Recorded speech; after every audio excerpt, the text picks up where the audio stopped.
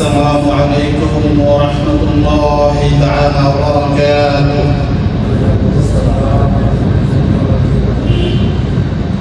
الحمد لله نحمده ونستعينه ونستغفره ونعوذ بالله من شرور أنفسنا ومن سيئات أعمالنا. من يهده الله فلا مضل له ومن يضلل فلا هادي له، وأشهد أن لا إله إلا الله وحده لا شريك له، وأشهد أن محمدا عبده ورسوله، أرسله بالحق بشيرا ونذيرا وداعيا إلى الله بإذنه وسراجا منيرا. فقد قال الله تعالى في كلامه المجيد والفرقان الحميد: فأعوذ بالله من الشيطان الرجيم. بسم الله الرحمن الرحيم. رب اشرح لي صدري ويسر لي أمري واحلل عقدة من لساني يفقهوا قولي. وقال الله تعالى: سبحانك لا علم لنا إلا ما علمتنا إنك أنت العليم الحكيم. وقال الله تعالى: واعبدوا الله وما تشركوا به شيئا وبالوالدين إحسانا. وقال الله تعالى: وقضى ربك ألا تعبدوا إلا إياه وبالوالدين إحسانا. إما يبلغن عندك الكبر أحدهما أو كلاهما فلا تقل لهما أف وما تنهرهما وقل لهما قولا كريما. واخفض لهما جناح الذل من الرحمة وقل رب ارحمهما كما ربياني صغيرا. وقال الله تعالى: إن الله وملائكته يصلون على النبي يا أيها الذين آمنوا صلوا عليه وسلموا تسليما. اللهم صل على سيدنا محمد وعلى آل محمد كما صليت على إبراهيم وعلى آل إبراهيم إنك حميد مجيد. اللهم بارك على محمد وعلى آل محمد كما باركت على إبراهيم وعلى آل إبراهيم إنك حميد مجيد.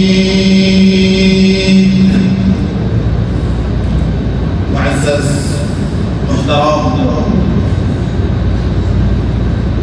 শ্রদ্ধেয় ওলামায়ে কেরাম এবং আমার প্রিয় সর্বস্তরের মুসলমান ভাই, আপনারা সবাই ভালো আছেন? আলহামদুলিল্লাহ, আলহামদুলিল্লাহ। আল্লাহ রাব্বুল আলামিনের দরবারে লক্ষ কোটি শুকরিয়া জ্ঞাপন করছি যে রব্বুল আলামিন দয়া করে মায়া করে আজকের এই পবিত্র দিনে পবিত্র সময়ে তারই মহান হুকুম পবিত্র জুমার সালাত আদায়ের উদ্দেশ্যে আমাদেরকে একত্রিত হওয়ার তৌফিক দিয়েছেন। সকলে বলুন আমিন, আলহামদুলিল্লাহ। রাসূলুল্লাহ আরবি সাল্লাল্লাহু আলাইহি ওয়াসাল্লাম পুরা পৃথিবীর শ্রেষ্ঠ মানব, পুরা পৃথিবীর সমস্ত নবীদের নবী, সমস্ত রাসূলদের ইমাম হযরত মুহাম্মদ মুস্তাফা সাল্লাল্লাহু আলাইহি ওয়াসাল্লাম কলবে দুরূদ ও সালাম পেশ করছি। আল্লাহুম্মা সাল্লি ওয়া সাল্লিম ওয়া বারিক আলাইহি।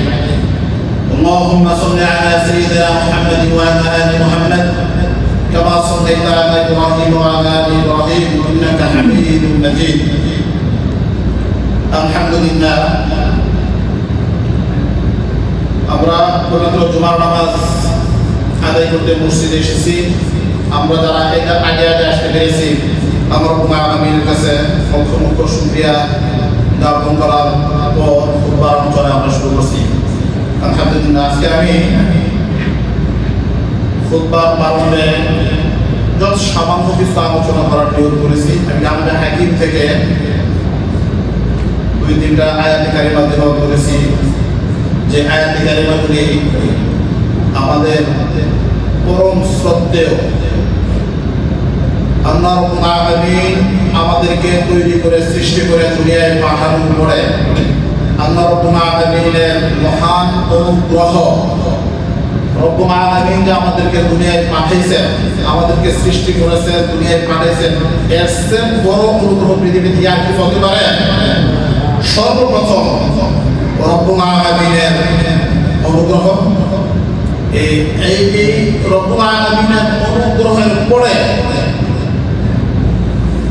সবচেয়ে বড় নিয়ামত আমার জন্য, আপনার জন্য, আমাদের সকলের জন্য আমাদের পরম শ্রদ্ধেয় আব্বা। ঠিক কিনা ভাই? মায়ের গর্ভে যদি 10 মাস 10 দিন আমরা না খেতাম, এই দুনিয়ার আবু বাতাস কিছু দেখতে পারতাম? মায়ের গর্ভে 10 মাস 10 দিন অবস্থান করে সেখানে অবস্থানরত অবস্থায় আমার রব্বুল আলামিন আমাদেরকে প্রাণ দিয়েছেন। আমার রব্বুল আলামিন আমাদেরকে সেখানে মায়ের গর্ভে কতটা নিরাপদে রেখেছেন। দুনিয়ার কোনো ভেজালযুক্ত বাতাস, আবু বাতাস আমরা কিছুই পাইনি, দেখিনি। মায়ের গর্ভে আমাদেরকে সুস্থ দিয়ে রেখেছেন, প্রাণ দিয়েছেন 10 মাস 10 দিন। এই অনুগ্রহ কার? এই অনুগ্রহ কার? আল্লাহ রাব্বুল আলামিনের। তারপরে অনুগ্রহটা আমি যেটা বললাম সেটা হচ্ছে আমাদের জনম দরদি মা, যে মা পেটে বহন করেন 10 মাস 10 দিন একটা বোঝা বহন করে, যিনি প্রতি ধৈর্যের পরিচয় দিয়ে আমাদেরকে বহন করেছেন, সেই পিতামাতার ব্যাপারে আমি হাকিম আমার রব্বুল শিক্ষা দিয়েছেন আমাদেরকে, সেখান থেকে আমি কয়েকটা আয়াতের মাধ্যমে মনে করেছি। যদি রব্বুল কারীম আমাকে তৌফিক দেন, আমি কিছুক্ষণ এর উপরে আলোচনা করবো ইনশাআল্লাহ। আমি তেলাওয়াত করেছি সূরাতুন নিসা 36 নম্বর আয়াতের মধ্যে আল্লাহ রাব্বুল আলামিন বলেন, ওয়া'বুদুল্লাহা ওয়া লা তুশরিকু বিহি শাইআ ওয়া বিল ওয়ালিদাইনি ইহসানা। রব্বে কারীম যিনি গোটা জগতের সৃষ্টিকর্তা, আমাদের সৃষ্টিকর্তা, তিনি তার কালামে হাকিমে ওহীর মাধ্যমে রাসূলুল্লাহ সাল্লাল্লাহু আলাইহি ওয়াসাল্লামের কাছে জিবরাইল আলাইহিস সালামের মাধ্যমে আয়াতখানা দুনিয়ায় পাঠাইছেন। বলছেন ওয়া'বুদুল্লাহ, এক নাম্বার কি বলছেন? ওয়া'বুদুল্লাহ, তোমরা কি করো? আল্লাহ রাব্বুল আলামিনের ইবাদত করো। ওয়া'বুদুল্লাহ শব্দের অর্থ তোমরা ইবাদত করো একমাত্র কেবলমাত্র কার? আল্লাহ রাব্বুল আলামিনের ইবাদত করো। তারপরে বলছেন ওয়ালা তুশরিকু বিহি শাইআ, ওয়ালা তুশরিক মানে তো বুঝতেছেন শব্দের অর্থ। তুশরিকু মানে তোমরা শিরক করো না, শরীক করো না। শিরক একটি বড় পাপ। তোমরা শরীক করো না কার সাথে? আল্লাহ রাব্বুল আলামিনের সাথে। ওয়া'বুদুল্লাহ, তোমরা ইবাদত করো রব্বে কারীমের। আর তারপরে কি করো? ওয়ালা তুশরিকু বিহি শাইআ, তোমরা তার সাথে কাউকে শরীক করো না। তারপরে 3 নম্বরে যে কথাটা, সেটাই হচ্ছে আমি যে সাবজেক্টের উপর আলোচনা করতে চাচ্ছি আজকে, সেই সাবজেক্টের উপর বলছেন ওয়াবিদাইনি ইহসানা। ওয়াবিদাইনি ইহসানা, তোমাদের মাতা পিতার সাথে ইহসান উত্তম আচরণ করো। তোমাদের মাতা পিতার সাথে উত্তম আচরণ করো। নির্দেশ কার? ইন্না ইয়াবলুগান্না ইনদাকা কিবারা আহাদুহুমা আও কিলাহুমা ফালা তাকুল্লাহুমা উফফিন ওয়া মা তানহারহুমা ওয়া কুল লাহুমা কওলান কারীমা واخفض لهما جناح الذل من الرحمة وقل رب ارحمهما كما ربياني صغيرا। আর তোমার প্রতিপালককে আদেশ করেছেন যে তোমরা তাকে ভিন্ন আর অপর কারো ইবাদত করো না। আল্লাহ রাব্বুল আলামিন ওয়াকাদা রাব্বুকা আল্লা তা'বুদু ইল্লা ইয়্যাহু ওয়া বিল ওয়ালিদাইনি ইহসানা, আর তোমার প্রতিপালককে আদেশ করেছেন যে তোমরা তাকে ভিন্ন অপর কারো ইবাদত করো না আর পিতামাতার প্রতি উত্তম আচরণ করো। তাদের যদি তাদের একজন কিংবা উভয়ে তোমার জীবদ্দশায় বার্ধক্যে উপনীত হয়, তবে তার উদ্দেশ্যে কখনো উফ শব্দটি বলো না। চিন্তা করছেন? আল্লাহ রাব্বুল আলামিনের সাথে শিরক করা। প্রত্যেকটা আয়াতের মধ্যে মা বাবার সম্বন্ধে যেখানে আয়াত সেখানেই উল্লেখ করছেন যে আমার একজন আমাদের পরম শ্রদ্ধেয় জননী আম্মা, আর একজন হচ্ছে কি আব্বা। আব্বা আম্মা উভয়ে যদি তোমাদের জীবদ্দশায়, আমাদের জীবিত অবস্থায় যদি তারা বার্ধক্যে পরিণত হয়, দুইজন কিংবা দুইজনের কোনো একজন বার্ধক্যে পরিণত হয়ে কি বোঝায়? বুড়ো হয়ে যাওয়া, বয়স হয়ে যাওয়া। যখন উনি মনে করেন উনি নিজে ধরেন এক কথা পানির দরকার, উনি নিজে আনতে পারতেছে না, অচল হয়ে যখন যায়, তখন যখন সচল থাকে, কিন্তু আমাদের যখন সচল থাকে, আমার ভাই বোন মাশাআল্লাহ 10 জন। আমার বাবা যতদিন সচল ছিল ততদিন আমি বাইরের মধ্যে সবার বড়। ছোট কোনো একটা ভাই যদি দুষ্কর্ম করছে, আমি বলতাম, কি বলতাম জানেন? এই আব্বা কিন্তু আছে, আব্বা কিন্তু আছে, মানে কিছু নেই, আব্বা কিন্তু আছে, আমি আমার রায় দেবো। যদি এরকম বলছি আমার ছোট ভাই বোন, হয়তোবা আমার আলোচনা তাদের কান আলোচনা হতে পারে। আমার ছোট ভাই বোন একটাও হুশ হয়েছে, আচ্ছা আব্বার নাম বলছে। আলহামদুলিল্লাহ, আপনাদের দোয়ায় আমি আমার শ্রদ্ধেয় ফাদার, আমার যিনি আব্বা উনি ছিলেন এই জুমা মসজিদের প্রতি বিদ্যাপতি দীর্ঘ 52 বছর অব্দি জুমা মসজিদ ছিলেন। আলহামদুলিল্লাহ, তো খুব ভয় পেতাম আমার। বাবার নাম শুনলে আবু মুসিদ দরকার নেই, অন্যায় সত্য আমি তাই হয়েছে পরে বাবাকে ডাকতে বলে কিছু বলছিস, মানে হুশ নাই। তো এই অবস্থা কিন্তু আমার কোনো আমিন বলে, আমার কোনো আমিন বলছে যখন তাদের এই হিম্মত, তাদের এই শক্তি যখন দুর্বল হয়ে যায়, আর তুমি যদি জীবিত থাকো, এমন তো অবস্থায় তাদের দুইজনের একজনকে কোনো কষ্ট দেওয়া যাবে না। তার মানে জমা পয়সা দেওয়া যাবে এরকম না। অর্থাৎ যখন পৌঁছো তখন বেশি মনোযোগ দিতে হবে, বেশি মায়াবী হতে হবে, যত্নশীল হবে। উদাহরণস্বরূপ আমার বোনা আমাকে বলছেন যে সত্যটা যেন না বলে। ওনারা কোনো রকম কষ্ট পেয়ে পিতা অথবা মাতা উফ শব্দটা যেন ওনাদের অন্তর থেকে যেন তোমার প্রতি কোনো রাগ হয়ে যেন বেরিয়ে না আসে। তুমি সন্তান হয়ে আজকে এই কাজটা করতে পারছো।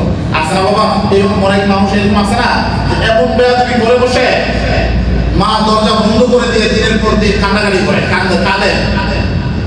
অনেক সন্তান আছে কথায়, তার আচরণে, তার পিতা মাতার মনে এত কষ্ট দেয় যে উফ শব্দ করে মানে দুনিয়া ফাটায় কান্না পর্যন্ত করে। সন্তানের আচরণে এমন পর্যন্ত আছে আমাদের মধ্যে, আছে না ভাই? আমি জানি আর এখানে যারা বসছেন সবাই আমার শিখেন, খুব ভালো বুঝেন। তারপরও জাস্ট জোয়ার নামাজের আগে আলোচনা করতে হবে, সেই জন্য এটা আমি জাস্ট একটু স্মরণ করিয়ে দেওয়া, আবার একটু রিভিউ করে দেওয়া, একটু স্মরণ করে দেওয়া যাবে এই সাবজেক্টটা আছে, এটা যেন আমরা যেন সচরাচর। বিশ্বাস করবেন কিনা জানি না, আমি মাঠে অনেক সময় হাঁটি, আমাদের সময় দুইটা চারটা পাঁচটা রাউন্ড দেয়। এই রাউন্ডের সময় আমি এমনও মানুষ পাইছি যে ফোনে এমন রাগ করছে, সে কিন্তু নির্বাচন করে এরকম ভালো বুঝতেছে, এমন অবস্থা যে ফোনে যে ঝগড়া করতেছে, হোক সেটা মায়ের সাথে, হোক সেটা বাবার সাথে, হোক আপনার স্ত্রীর সাথে, আপনার বোনের সাথে, আপনি কারোর সাথে। আপনি যদি মানুষ একজন বেস্ট পার্সন হন, আপনি যদি একজন ভালো মানুষ হন, আপনার কাছ থেকে আপনি এই দুনিয়াবাসী, এই দুনিয়ায় যারা আছে আপনার আপনজন আর আপনার দূরের জন, সবাই একজন মানুষ হিসাবে, একজন ভালো মানুষ হিসেবে আপনার কাছ থেকে ভালো আচরণ আশা করি কিনা? আমি আপনাদের হঠাৎ করে যে রাগ করে, এত বেশি রাগ করি, এত বেশি রেগে যায়, এটা হুশ থাকে না, এটা আমার জন্য আমি কিন্তু আবার তুলসী দোয়া করে ফেরাস্তা এসে বসি না আপনার সামনে, আপনার মতো মানুষ আমিও। তো এই যে রেগে যাওয়া, উত্তেজিত হয়ে যাওয়া, আপনি যখন উত্তেজিত হয়ে যাবেন আপনার ঘাড়ে শয়তান বসে যাবে, আর এই শয়তান বসে বসে এমন পিন দিবে আপনার মাথায় থাকবে না। সে কি আপনার মা, সে কি আপনার স্ত্রী, সে কি আপনার মেয়ে, আপনার বোন, আচরণ খারাপ করতে থাকবে, খারাপ ব্যবহার, খারাপ আচরণ, খারাপ কথাবার্তা আপনার মুখ থেকে ফাহিশা কথাবার্তা বেরিয়ে যাবে। সেই জন্য এই করা যাবে না, এত উত্তেজিত হওয়া যাবে না। সদা সর্বদা আমার নবী বলছেন,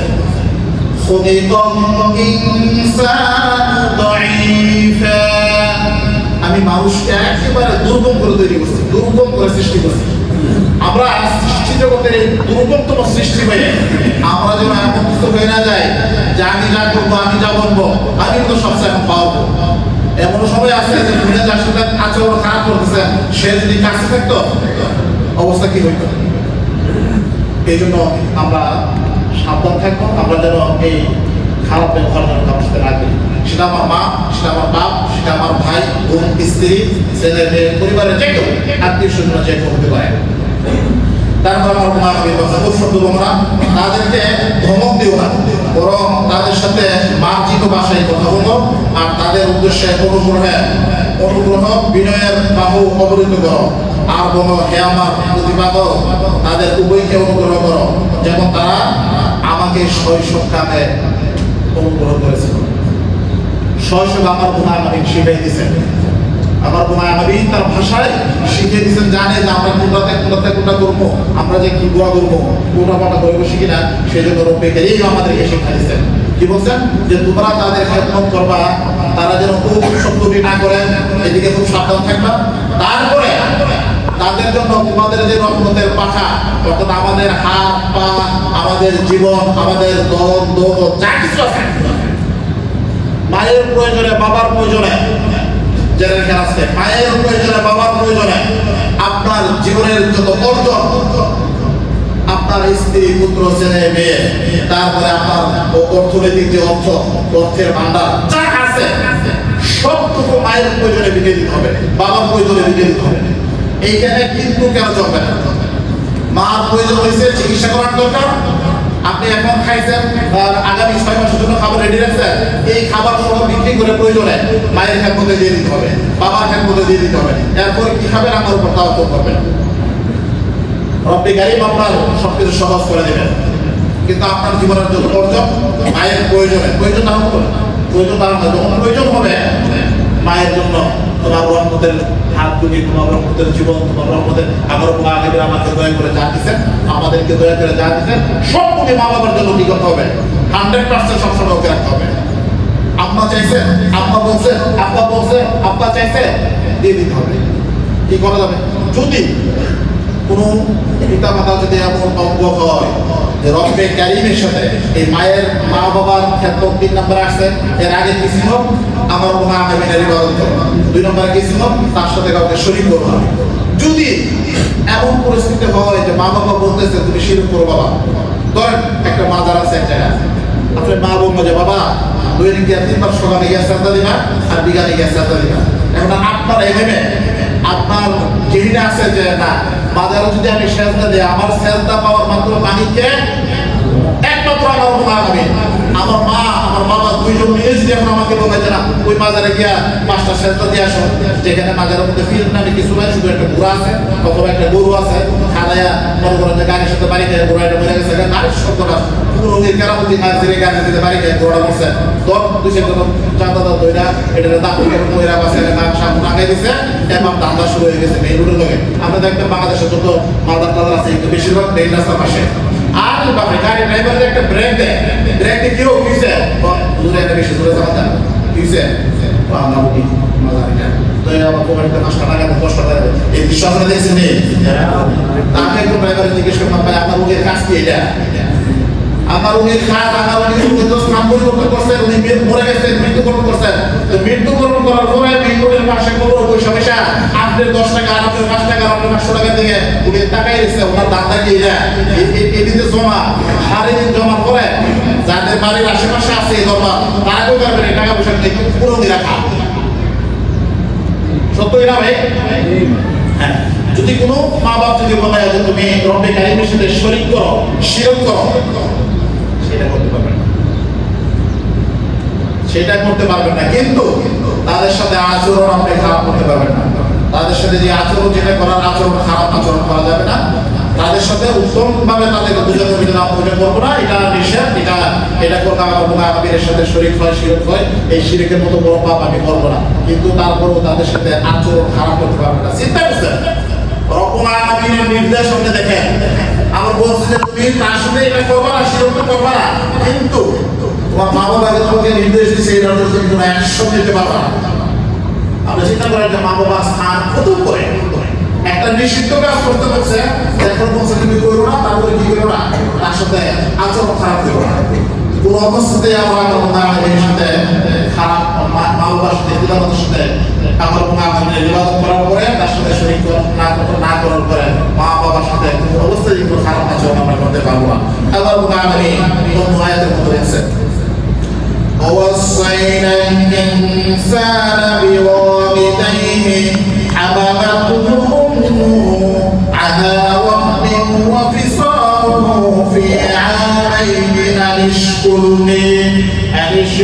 لي ولوالديك إلي المصير।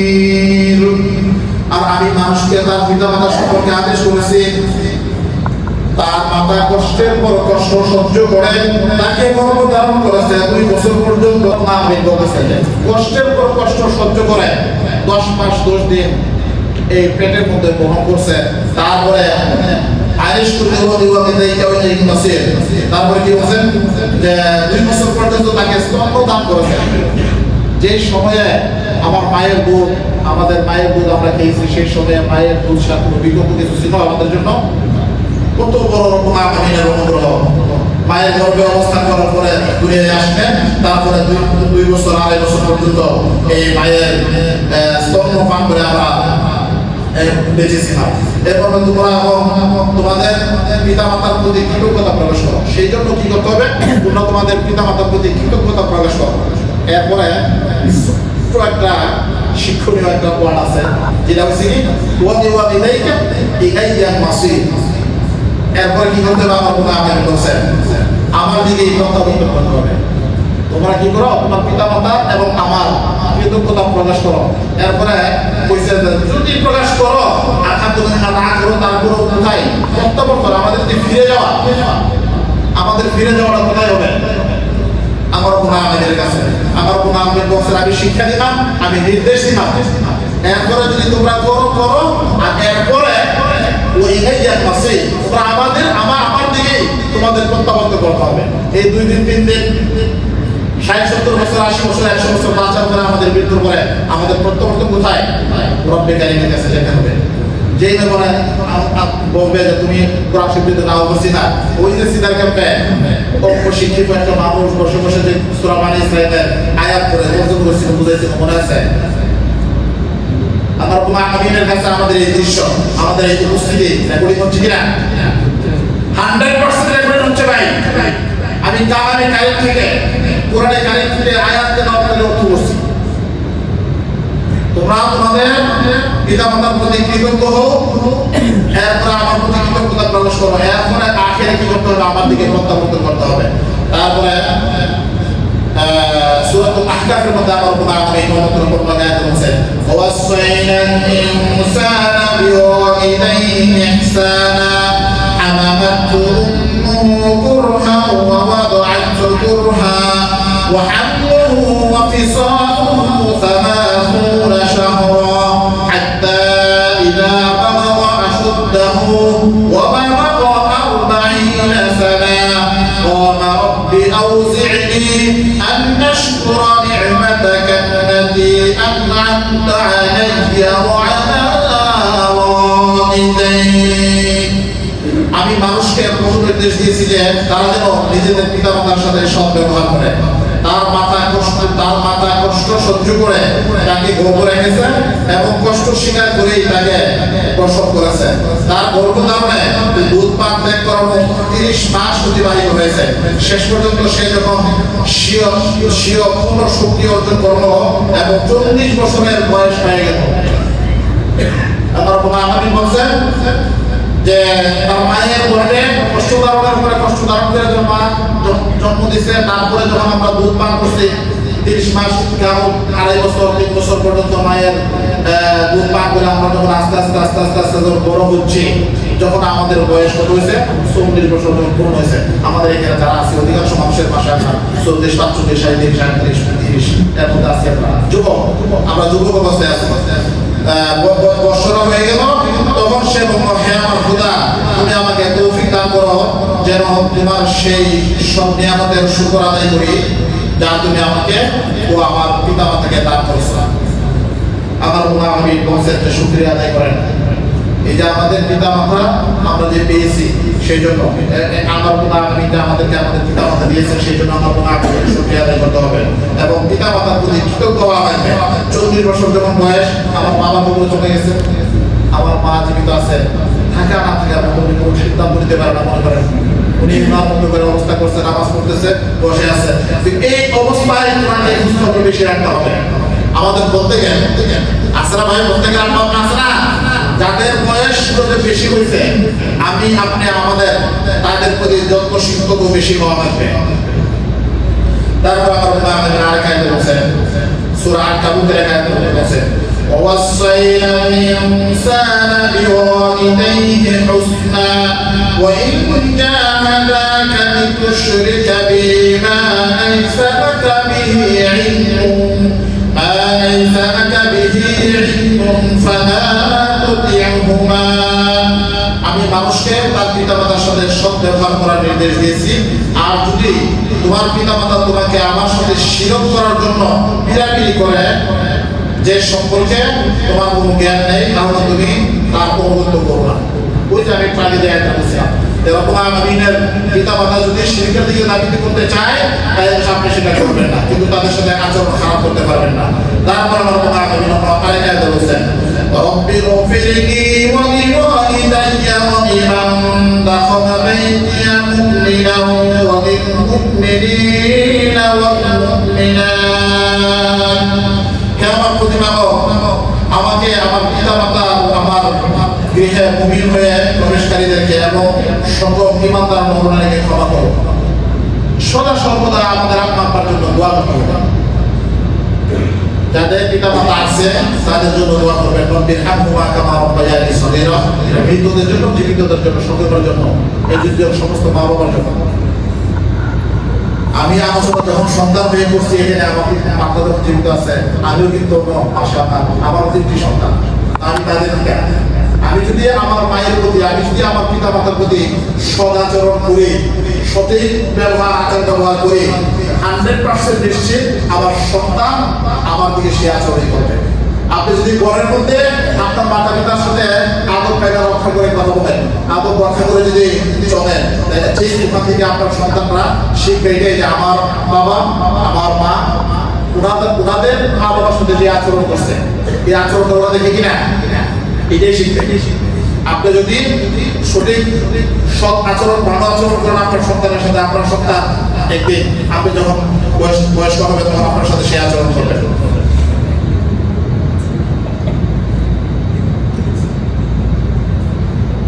আপনি আমাদের এই আলোচনা যে আলোচনা করেছি আমার আমি সর্বপ্রথম এই আলোচনা আমাকে আরম্ভ করার তৌফিক দান করুন। এরপরে আমাদের সকলকে আমাদের পিতামাতা আমাদের শ্রদ্ধেয় জনদরদী মা এবং আমাদের আব্বার সাথে যারা জীবিত আছে তাদের সাথে ভালো ব্যবহার করার তৌফিক দান করুন। সর্বপ্রথম আমিন। যারা ইন্তেকাল করে কবর দেশে চলে গেছে তাদের ক্ষেত্রে সবসময় নামাজে আপনার তাসবিহ তাহলিলের পাশাপাশি আপনি সদা সর্বদা দৈনিক 5 ওয়াক্ত নামাজের পরে কন্টিনিউ রব্বির হামহুমা কামা রাব্বায়ানি সগীরা, রব্বির হামহুমা কামা রাব্বায়ানি সগীরা এই দোয়া করে আপনার মহান রব্বে কারীমের দরবারে চোখের পানি ফেলে দিয়ে মৃত পিতামাতার জন্য দোয়া করবেন। রাজি আছেন মুসলমান? সবাই যার যার পিতামাতার জন্য সবসময় দোয়া করবেন। এবং যদি মনে হয় নিশ্চিত যে বাবা জীবিত থাকা অবস্থায় মা জীবিত থাকা অবস্থায় কেউ মা বাবার মনে কোনো কষ্ট দিচ্ছেন, তারপরে দোয়া করবেন। দিচ্ছেন এখন নাই, কি করবেন? এখন এই যারা মৃত জীবিত থাকা অবস্থায় কষ্ট দিচ্ছেন এখন নাই, তাদের জন্য একটা রাস্তা আমার মনে আপনি বাতলাই দিচ্ছেন, সেটা হচ্ছে তার জন্য দোয়া তো করবেন, দোয়ার পাশাপাশি তার জন্য আপনি সদকা জারিয়া করবেন। সদকা জারিয়া যখন করবেন, সদকা জারিয়াটা কি করেন? একটা বাড়ির পাশে করে একটা মাদ্রাসা করে একটা স্কুল করে একটা মানুষের পেজ আছে যেখানে অনেক মানুষ যাতায়াত করে, সেখানে একটা টিউবের প্রয়োজন, একটা সুযোগ করে একটা সিস্টেম করে টিউব দিয়ে দিবেন। আপনি আবার 500 টাকা মনে একটা মাছ কিনে বসতে গুছগাছ কিনে বাজারে যায় না, বাজারে গিয়ে বাজারে দিয়ে নেবেন। আর আপনার আব্বা আমার খবর আজ 5000 টাকা বসছিল বাজারে যারা আসতেছে তারা এই চায় না। আমরা যারা পাগল যারা বুঝি না আমরা ওই শুধু এখানে নিয়ে দৌড়দৌড়ি করি। কোনো দরকার এই টাকা পয়সা দিয়ে আপনার মানে ইমান নষ্ট করার দরকার নাই। আপনি দিবেন মানুষের খেদমতে, একজন অচল মানুষ রাস্তায় চলতে পারতেছে না, ফিরতে পারতেছে, তাকে সাহায্য করেন। আপনি 50 খানা কোরআন শরীফ খরিদ করে 90 টাকা দিয়ে এদিকে মাদ্রাসায় দিয়ে দেন। এই কেউ পর্যন্ত কোরআন শরীফকে হায়াতে শেয়ার করতেছে আছে, এই কোরআন শরীফ দান করবে, কোরআন শরীফ মানুষ পড়বে, সব হবে আপনার।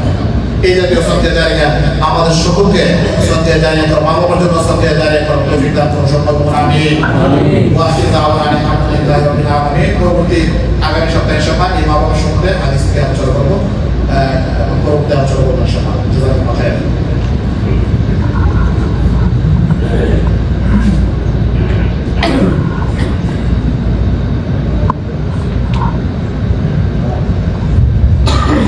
আল্লাহু আকবার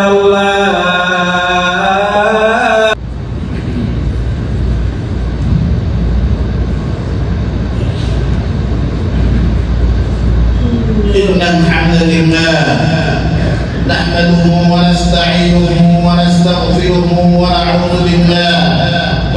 بالله من شرور أنفسنا ومن سيئات أعمالنا.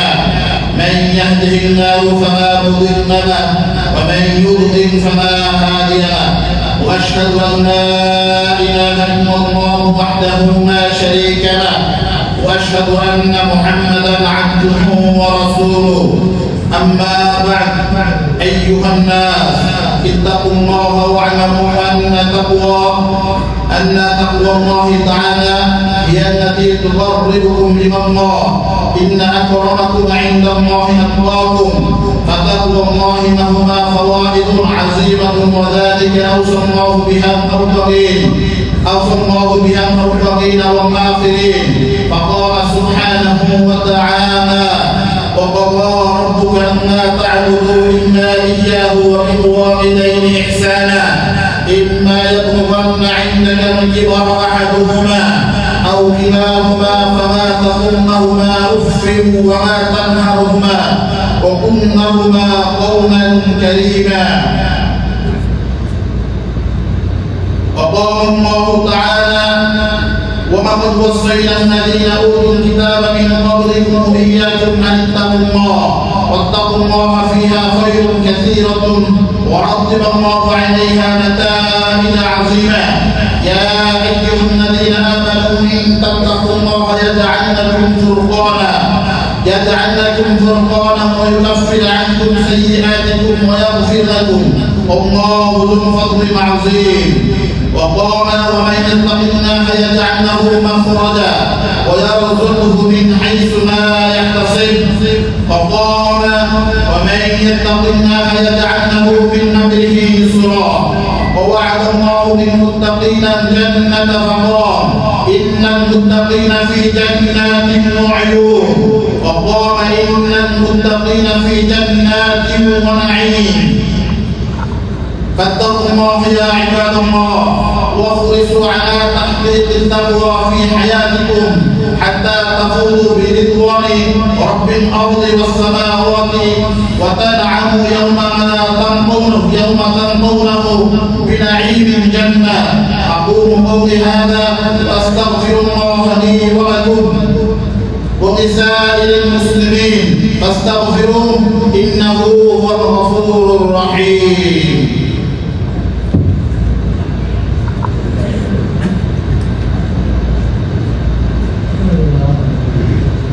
الحمد لله رب العالمين والصلاة والسلام على سيد الأنبياء والمرسلين وعلى آله وأصحابه أجمعين. أما بعد إن الله وملائكته يصلون على النبي يا أيها الذين آمنوا صلوا عليه وسلموا تسليما. اللهم صل على محمد سيد الأنبياء والمرسلين وعلى الصحابة والتابعين خصوصا على الخلفاء الراشدين المهتدين وعلى من تبعهم بإحسان إلى يوم الدين. اللهم أعز الإسلام والمسلمين. اللهم أعز الإسلام والمسلمين. اللهم أعز الإسلام والمسلمين وأذل الشرك والمشركين ودمر أعداء الدين واجعل هذا البلد آمنا مطمئنا وسائر بلاد المسلمين. اللهم إنا نسألك العفو والعافية. اللهم إنا نسألك العفو والعافية في الدنيا والآخرة. اللهم إنا نعوذ بك من البرص والجنون والجذام ومن سيء الأسقام.